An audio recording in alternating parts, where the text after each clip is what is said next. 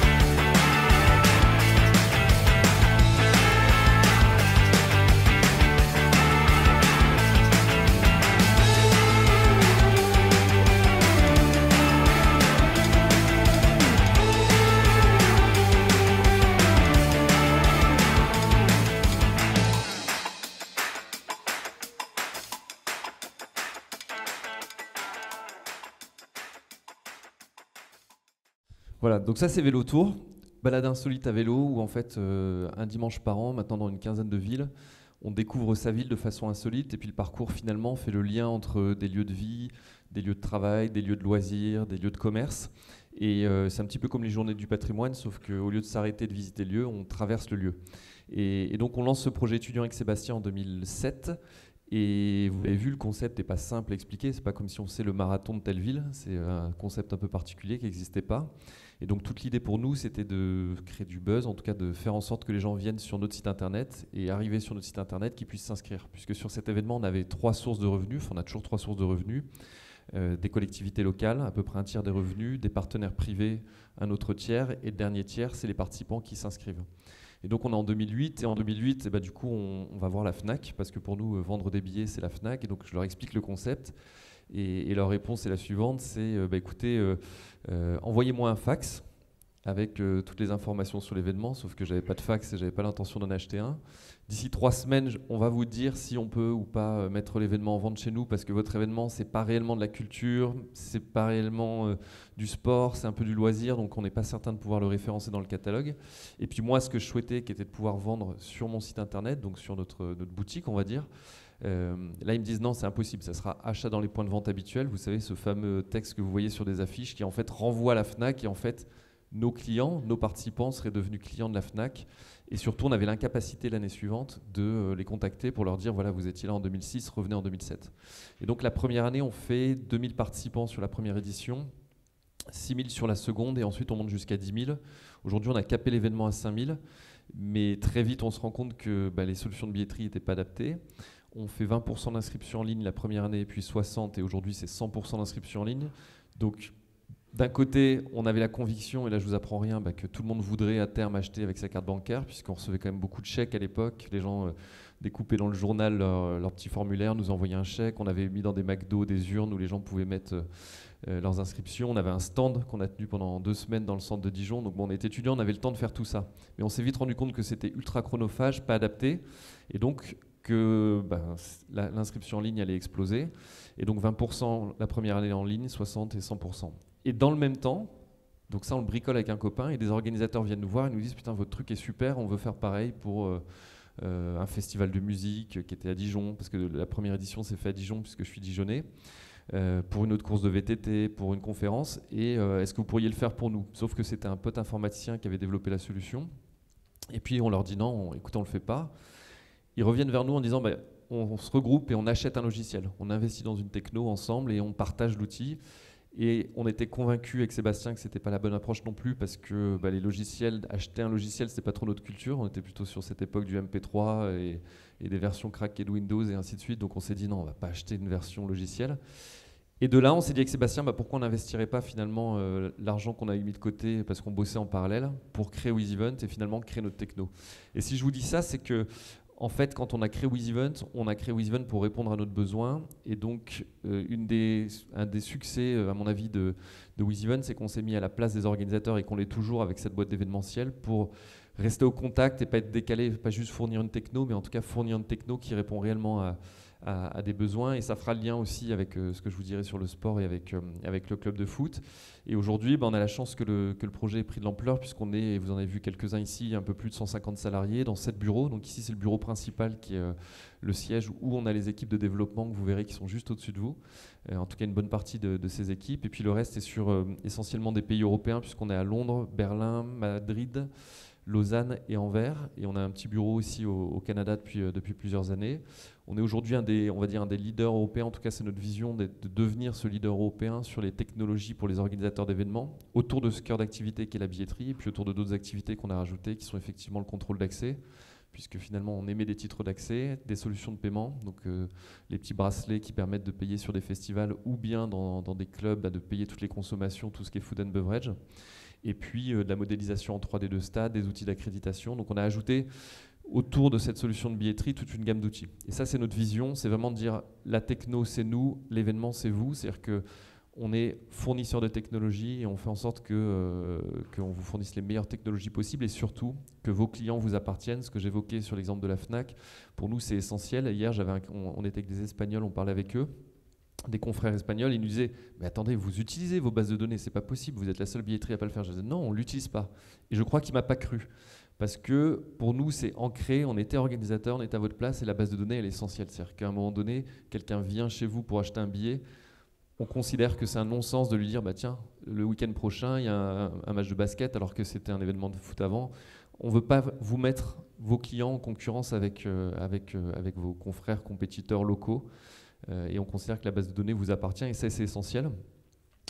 Donc voilà un petit peu ce qui est devenu WizEvent. Et puis donc aujourd'hui, ce qui nous réunit, c'est le sport. Là, je vous ai mis quelques références qu'on peut avoir dans le sport, donc des très grosses manifestations. On fait par exemple le Grand Prix de Formule 1 du Mexique. On travaille avec le PSG, donc des très grosses marques aussi. Et puis, alors on les a pas mis ici, mais on a à peu près 1000 clubs qui sont en dessous du niveau national, qui nous utilisent soit pour les cotisations pour leurs adhérents, soit pour les matchs, et puis d'autres références. Et puis au milieu de ça, j'ai mis le DFCO, donc, qui est un club que j'ai repris cet été. Alors, et si je l'ai mis ici, ce qui est important, c'est qu'il y a tous ces grands logos, mais le logo le plus important, c'est le DFCO. Alors vous allez rigoler parce que c'est un tout petit club, on est en national.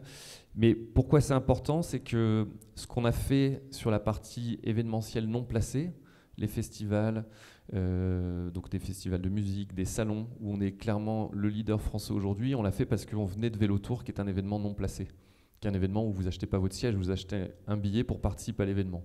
Et puis on a adapté notre solution pour y répondre le mieux possible et ça a résonné chez nos clients. Et c'est comme ça, je pense qu'on est devenu aujourd'hui un des leaders. Et aujourd'hui, le fait que j'ai en tout cas mis le doigt dans un club de foot me fait dire, et je le sais, je le vois déjà, et je pousse et j'oriente la WizEvent vers des développements de plus en plus forts sur des choses qu'on faisait déjà, du placement numéroté, des solutions de food and beverage pour les stades, mais là je le vois en temps réel en étant client. Et c'est quand même complètement différent d'écouter ses clients, de les rencontrer que d'être vraiment le client et de parler avec mes équipes de WizEvent, mais aussi du club. Et tout ça pour vous dire que je mets the place to be, mais ça veut dire qu'on va investir beaucoup, qu'on va adapter nos solutions, les faire évoluer. Je sais que je suis en train d'agacer un petit peu les développeurs parce que je leur remonte des trucs qui ne me vont pas, parce que c'était des choses que j'entendais de nos clients, puis genre, en fait non, et en réalité je me rends compte que c'est vraiment bloquant. Et donc on va investir massivement sur le sport, c'est ce qu'on fait. Benjamin, on est un des représentants parce que il est venu avec tout son réseau, son expertise et tout. Et puis autour de ça, on a rajouté des équipes de développement. On a aussi des équipes de Pierre avec Pacifa qui fait cette modélisation en 3D qui permet d'amener aussi un cran supérieur. Et donc sur le club, je vais du coup déployer toutes ces technologies. Donc j'ai remplacé la billetterie, on a mis le cashless, on est en train d'installer la solution d'accréditation, on avait Pacifa en 3D. Et puis des partenaires à nous. Donc par exemple Drinky qui fournit des solutions de murs à bière. Il les déploie pour le prochain match vendredi à Dijon. Et toutes ces interactions font qu'on va pousser et accélérer dans ce sens. Là, je vous ai mis, et pour venir à cette aventure du club, et Grégor disait pourquoi j'y étais dedans, j'ai quelques débuts de réponse, mais c'est un peu par folie. Là, vous avez les courbes de chiffre d'affaires des deux structures, WizEvent et le DFCO. Donc le DFCO était en première division il y a 5 ans. Ils sont restés, je pense, pendant 4-5 ans à peu près en première division. Et puis ils ont subi 3 chocs. L'explosion des droits télé. Donc en fait, quand Mediapro acquiert les droits télé, 1 an avant de commencer à diffuser, tous les clubs pour se maintenir ont fait exploser leurs dépenses salariales pour avoir les meilleurs joueurs et être sûr de se maintenir et obtenir cette manne financière. Il se trouve que Dijon est descendu à ce moment-là, donc ils ont raté le premier train. Le deuxième train, c'est que les droits télé ont explosé, les 1 milliard qui étaient prévus sont transformés, je crois, en 500 millions, enfin voilà. Et puis ensuite, le Covid. Et donc il y a eu ces 3 crises, une crise sportive, puisqu'en Ligue 1, Ligue 2, puis nationale, une crise des droits télé qui est plutôt le modèle économique du sport qui est un peu remis en cause, et notamment du foot, et puis la 3e crise avec le Covid. Et tout ça pour vous dire que du coup, je vais vous faire un petit rapport d'étonnement sur ce que j'ai découvert dans un club pro, et je pense que certains d'entre vous le vivent. Il y a des parallèles avec le monde des startups parce qu'il y a une notion d'argent magique. Donc l'argent magique, c'est quoi? C'est les droits télé. C'est les transferts mirobolants où l'investisseur, pays, fonds d'investissement, mécène qui vient mettre beaucoup d'argent sans compter et pour qui c'est une danseuse. Et j'en fais un tout petit peu partie, mais je veux ramener le truc dans quelque chose de beaucoup plus raisonnable. Et derrière ça, qu'est-ce que ça m'a montré? Ça m'a montré que tout est mis sur le sportif et que derrière, finalement, c'est l'arbre qui cache la forêt. Et donc sur Dijon, aujourd'hui, c'est un club qui fait 16 millions d'euros de dépenses et qui a 8 millions d'euros de revenus. Ça n'existe nulle part, en fait. Qui a à peu près autant de dettes et pour lequel, aujourd'hui, j'ai en équipe administrative 50 personnes, quand les concurrents avec qui j'évolue en national, Concarneau ou des équipes comme ça, ou Orléans, ont 4 salariés. Donc là, je suis en train de faire une restructuration, c'est-à-dire que du coup, c'est pas rigolo. Chez WizEvent, le mois dernier, on a embauché 10 personnes. Là, au club, j'en ai licencié 10 parce qu'on est obligé de réatterrir. Le service communication, il y avait 4 personnes, donc il y avait une personne qui était juste attachée presse. Et donc son seul sujet, c'était... Donc j'essaie de faire atterrir le club. L'autre chose qui m'a étonné aussi, c'est que finalement, les revenus qui sont pour moi essentiels, la billetterie, le food and beverage et autres, c'est peanuts. Et que d'ailleurs, quand je parlais avec l'ancien président, quand j'ai repris le club et que je lui demandais, il était incapable de me donner le montant des recettes par match. Donc combien il vendait en bière, combien, parce que c'est des non-sujets. C'est-à-dire 10 000 euros sur 20 matchs, c'est à peu près 10 000 euros, je crois. 10 000 euros sur 20 matchs, ça fait 200 000 euros. Vous avez un budget de 16 millions, vous le regardez même pas. Et donc le focus était uniquement sur le sportif. Donc malgré tout, le sportif est essentiel parce que un club comme Dijon, structuré comme il est, devra remonter en Ligue 2, donc c'est tout le boulot qu'on fait. Mais j'essaie de remettre aussi du rationnel économique sur tout ce qui est fait au club, sur les dépenses et sur des comportements. Et on a une équipe féminine qui est 3e de Ligue 1 Arkema, donc qui performe énormément, qui perd 500 ou 700 000 euros par an. Et donc je rencontre le manager au mois de juillet et puis on regarde le budget ensemble et puis je lui dis tiens, le club perd 700 000 euros, enfin l'équipe féminine perd 700 000 euros et je lui dis mais au fait qui paye? Et il me regarde complètement bloqué, un peu comme un lapin pris dans les phares, et puis il me fait c'est vous. Et il a raison. Et je lui dis mais oui, mais ça sera temporaire, je ne vais pas payer à perte. Et en fait, il y a une culture, je trouve, dans les clubs sportifs, qui est que finalement il y a cet argent magique et qu'il y aura toujours quelqu'un qui paye. Et donc la notion de rentabilité, la notion d'équilibre ne tient pas. L'équipe masculine, l'an dernier, finit 4e avec un budget, une masse salariale joueur de 2 millions d'euros. Et quand je suis arrivé, j'ai dit non, cette année on construit une équipe avec 1,3 million.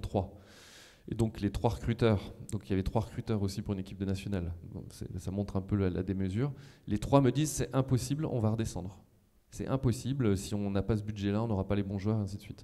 Donc on a fait une équipe qui a un budget 1,3 million. Aujourd'hui on est 4e. Je ne suis pas en train de dire qu'on va faire mieux, moins bien, mais je viens avec un œil un petit peu différent, on va dire, pour essayer un peu de casser tout ça.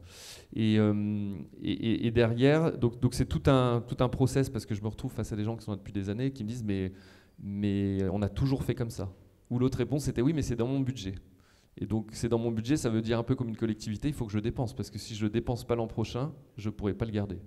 Et donc c'est cet esprit que j'essaie de changer, de ramener un petit peu d'esprit start-up. Donc là, on s'est malheureusement séparé de personnes qui étaient, je leur ai dit, c'était des gens, c'était compliqué parce que bon, c'est jamais simple de licencier, mais j'aurais préféré que ce soit des cons ou qu'ils n'aiment pas le club ou qu'ils bossent pas bien. Le sujet n'était pas là. C'est que leur poste disparaissait parce qu'on ne peut pas se permettre d'avoir autant de personnes. Et aujourd'hui, on est dans la phase intermédiaire où ils sont encore au club avant de partir, et leur retour vis-à-vis des équipes qui restent, c'est de toute façon, vous n'allez pas y arriver. Vous n'allez pas y arriver parce que nous, on était 4 pour le faire et tu vas être seul pour le faire et tu ne pourras pas y arriver. Et je l'entends, et c'est un comportement naturel et humain, parce que si on disait oui, on va y arriver facilement, ça voulait dire qu'ils ne servaient à rien, ce qui n'est pas le cas. Mais en fait, c'est tout ce prisme que j'essaie de changer. Je leur dis, on va moins communiquer. Parce qu'on communiquait beaucoup, on filmait les matchs amicaux, mais les conférences de presse sont retransmises. Il y a 30 ou 35 personnes en direct sur Twitch qui regardent. Donc ça marchait en Ligue 1, ça ne marche plus là. Donc je dis juste, on va communiquer moins, on va faire différemment, puis on va essayer de faire avec un esprit start-up. Et donc c'est ce que j'essaie d'amener.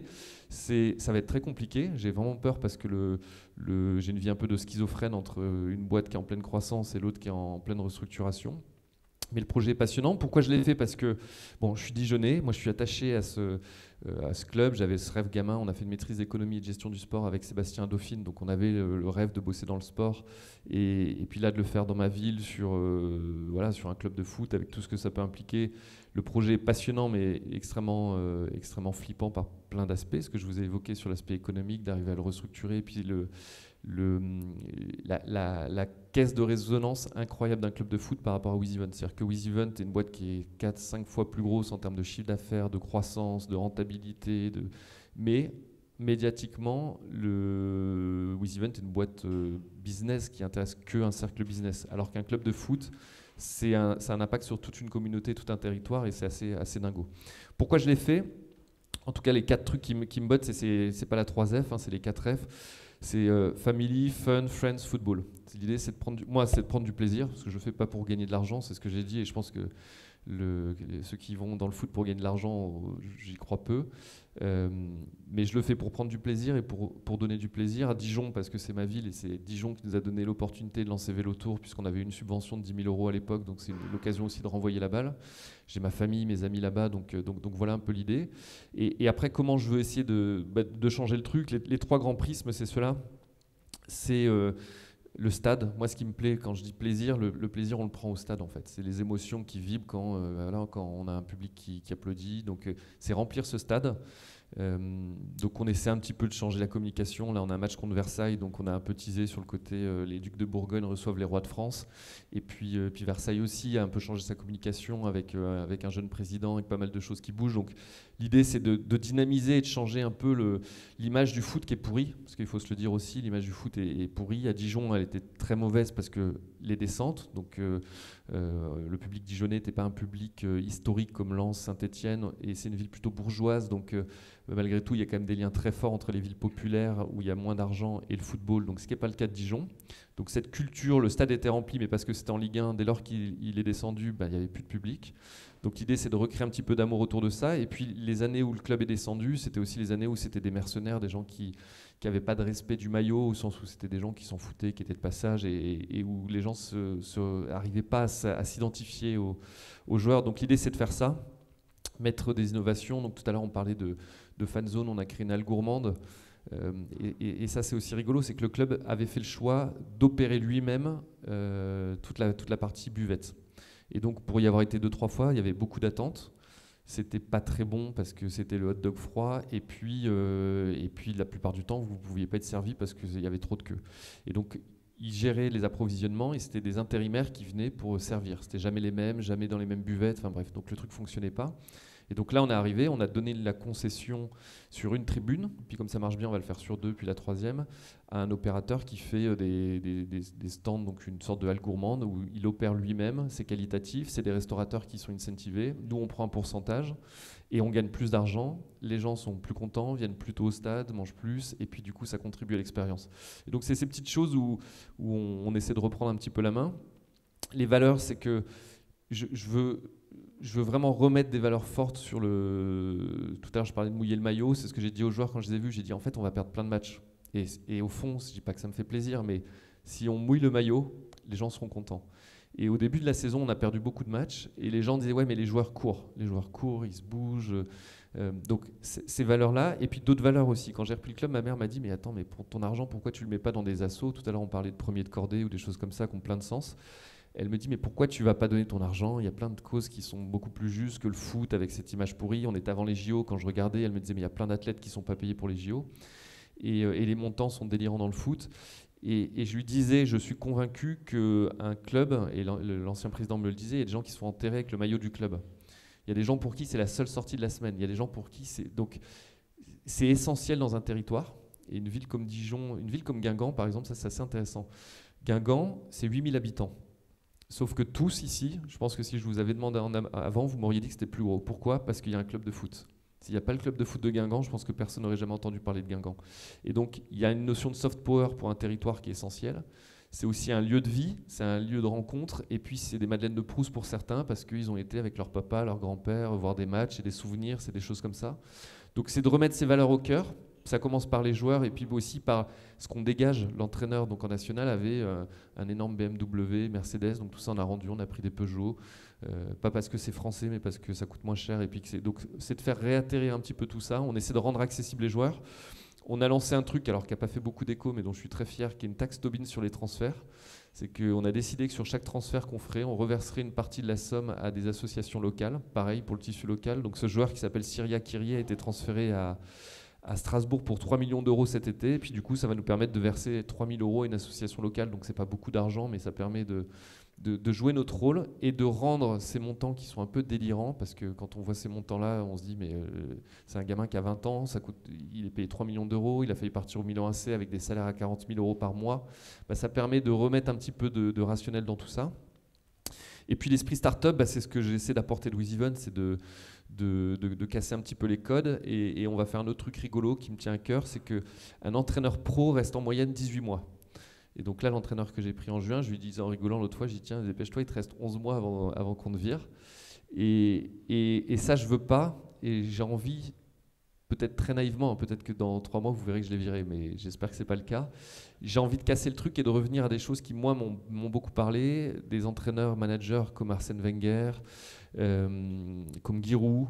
À Lens, j'ai plus son nom, mais pareil, il y avait Daniel Leclerc, des gens comme ça qui ont marqué des clubs, qui sont restés longtemps et qui ont construit des choses.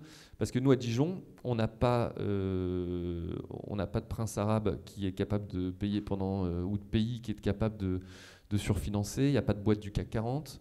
On n'a pas ce terrain historique comme Saint-Étienne ou d'autres villes. Et donc, il faut qu'on soit malin et qu'on disrupte un peu. Et donc, une des choses que je veux faire et que je vais mettre en place, c'est que normalement, il faut que je m'en occupe, c'est en cours, mais je leur en ai parlé, je l'ai validé. Baptiste Ridira, qui est notre entraîneur qui a 41 ans, sera le premier entraîneur à avoir des stock options d'un club de foot. Parce que je sais que cet entraîneur, quand je l'ai pris, les gens ont dit ah, il vient du National 2, vous allez redescendre et tout. Et je sais que si on continue sur la lancée sur laquelle on est, l'an prochain, il y aura des propositions au moins en Ligue 2, voire en Ligue 1, et que je veux le garder. J'ai pas envie de recommencer tous les ans, aller retrouver quelqu'un, j'ai envie de construire quelque chose avec lui. Et donc je vais lui proposer de lui dire bah oui, je vais te payer moins cher que si tu partais dans d'autres clubs, mais par contre si on crée de la valeur, si on crée un projet, et c'est quelqu'un qui a passé 8 ans à Saint-Privé du côté dans le Loiret, et qui me disait en rigolant qu'il rigolait pas, mais qu'il tondait la pelouse avant les entraînements, parce qu'il était tout seul salarié dans son club en National 2. Et là, il arrive à Dijon avec ses 160 salariés, et le premier jour où on arrive ensemble au centre, il y avait 2 personnes sur des tracteurs en train de préparer l'un des 8 terrains d'entraînement. Et donc je veux, avec lui, casser un peu les codes et construire, pareil le directeur général, qui est l'un des plus jeunes de France, qui a 28 ans, qui était un de nos clients Red Star et avec qui on veut construire ce truc et essayer un peu de casser tout ça. Donc voilà, ça m'a permis de vous raconter un peu la genèse de WizEvent, le fait qu'on était organisateur d'événements, qu'avec le DFCO on est aussi un peu à votre place, donc on va essayer d'améliorer ce produit et puis les mains dans le cambouis aussi sur le club et avec des beaux projets en essayant de mettre derrière des sourires parce que c'est la notion de plaisir qui nous botte.